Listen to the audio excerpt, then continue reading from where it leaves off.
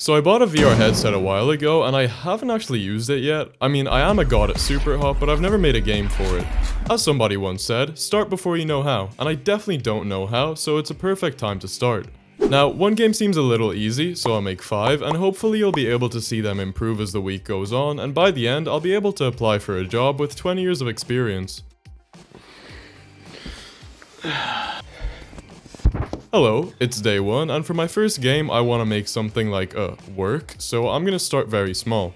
But my headset won't connect to my PC, which is not where I thought I'd get stuck. Thankfully, random Indian guy on the internet came to save the day, and it works, but I sure can't, cause I don't know what I'm doing, so I'm gonna watch a few tutorials. And finally, there I was, standing in the default Unity scene with a cube and a bean strapped to my hands. As I looked around and down at my 2 giant balls, I knew. This was the start of something very special. Anyways, first things first, I got completely sidetracked. And turns out, setting things up kinda took the entire day, so I'll start my first game in the morning. This game is probably gonna be full of random shit, and I really wanna hold a sword, so I made one. It's gargantuan, and I don't know how to pick it up, so time for another tutorial. After some trial and error, I can finally pick it up, and I immediately started looking for the ops. So I added a pill-shaped object, and this is when I realized VR is absolutely terrifying. I mean, I was so immersed that my self-defense reflexes immediately kicked in.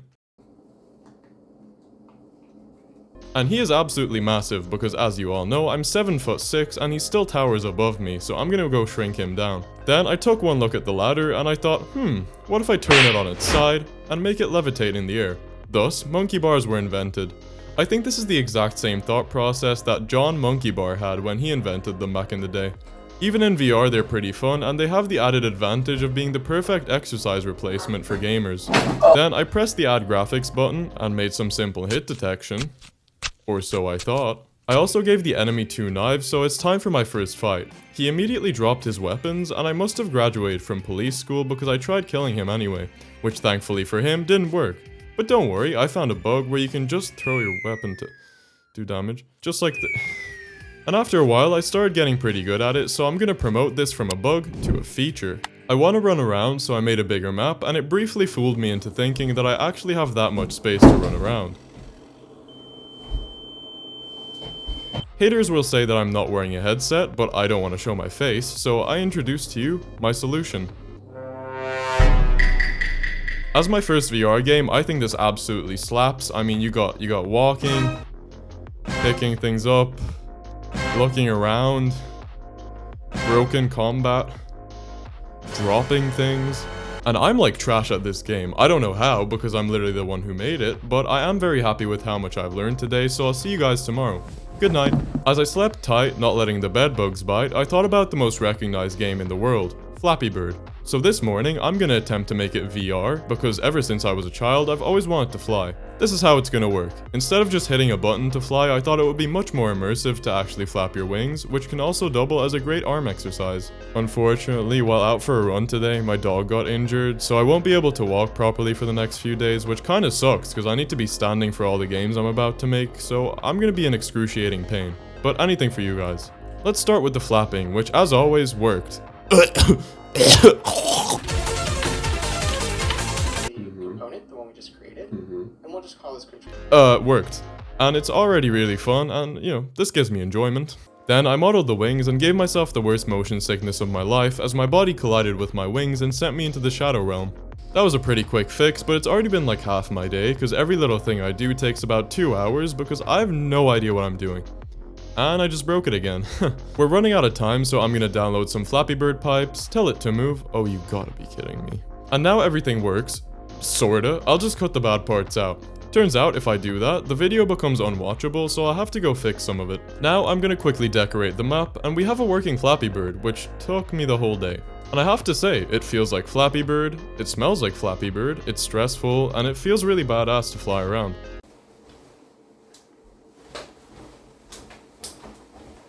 And I am dog water at this. I don't know what happened to my gaming skills, but I can't seem to beat anything these days. Today I learned that no matter how much time I have, I'll still run out of it, which unintentionally hit me with an existential crisis, reminding me that we're all gonna die.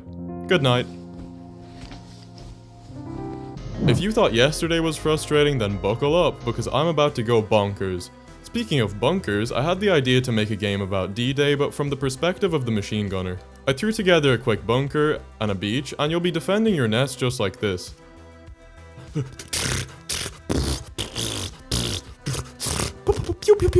It already feels so cool, and I got a little carried away as I couldn't help but imagine shooting Americans. Welcome to, Killing Private Ryan. I don't really have time to make a gun model, so I'm gonna download one in its authentic, historically accurate size of a fucking freight train. Now, I want to put it on a bipod, so I'll watch a tutorial real quick. Which, doesn't exist, so I thought, what if I watch a door tutorial and treat the gun as a sideways door? And believe it or not, it, didn't work, which is definitely the tutorial's fault. So instead, I became a music conductor. But I never give up. I never back down, I go till there's nothing left, and I do what's right, so I'm gonna keep trying. And trying, and trying, and trying, and trying, and trying. And then, believe it or not, I tried.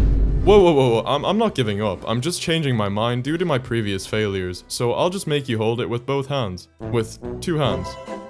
2 hands. 2 hands. So just as I planned from the very beginning, you'll be holding it with exactly 1 hand, just as God intended the heavy-ass MG42 to be held. After that whole conundrum, I had to calm down, so I did some work on the atmosphere and it's getting really immersive, but I don't have a body, which is kinda normal when you're in a war. But it kinda killed my immersion, and once again, I'm running out of time, so I'm gonna make a really simple model. And there I was. I fucking can't. I'm also not bothered to make reloading, so you'll throw your old gun out the window, run to the storage room and grab a new one, which is the perfect opportunity to learn how to make a door. The design is very human. I did some more environment work and added some beans storming your position, and the game is kinda done for now. Shout out to all my lovely German and American friends for making this game possible. If enough of you subscribe to me right now, I may or may not get my granddad to play this game. I didn't make any way to win because there's no winners in war, and that has the added benefit of me not being able to lose in this one. I honestly don't know what I learned today, but something must have stuck, so on to the next one. Today's idea is nothing short of genius. Golf is a slow game, which is why it's hard to watch, so I'm gonna put a time limit under it. Basically, I'm gonna try make a golf game, but the balls are bombs and you gotta explode someone's house. So I'm gonna model a quick golf course, and now it's pretty much done, but I think it needs some trees. You know, the grey ones that lay on their sides. I added some grass and fences, and I think I had like a schizophrenic episode or something, cause and then I realized that I'm certified dog ass at golf, and the time limit was not helping as I always panicked and smacked the bomb into next Tuesday. I did spend some time practicing because I don't want to embarrass myself in front of the internet, and I somehow didn't improve at all. Then, I made this little house that you have to get the bomb into. Now, don't let this first swing fool you. I'm still just as bad as an hour ago, but I'm gonna keep trying. How I'm not able to beat my own games is beyond me, but onwards and upwards. Since I'm not very good at this one, I'll add a new bomb and call it a day. Introducing the impact bomb. You're gonna have to try scoop this puppy up because any little force such as a drop or a swing will turn you into a death certificate. I think bomb golf would be super fun with friends, so maybe I'll come back to this when I actually know what I'm doing. However, furthermore, I do know what I'm doing when it comes to horror games, and I'm working on this little something called VERMIN, which has a big, fat, juicy wishlist button that you should definitely check out. So it's day 7, and I definitely feel like I've learned a lot, so I'm gonna try something I've always wanted to do. About a year ago, I went skiing for the first time, and I really liked it. Then I thought to myself, gee, that's expensive, so instead of going again into the outside world and having new memorable experiences with people I hold the closest, I bought a VR headset where I could technically ski infinitely, given that I made a game for it, so here we are. Just like all the other days, I failed horribly on my first attempt, and second, and finally I had myself helplessly sliding down an icy mountain with no way of controlling myself, which is actually pretty accurate to my real life skiing experience. The obvious next step is to fix the legs, go through the floor, god damn it.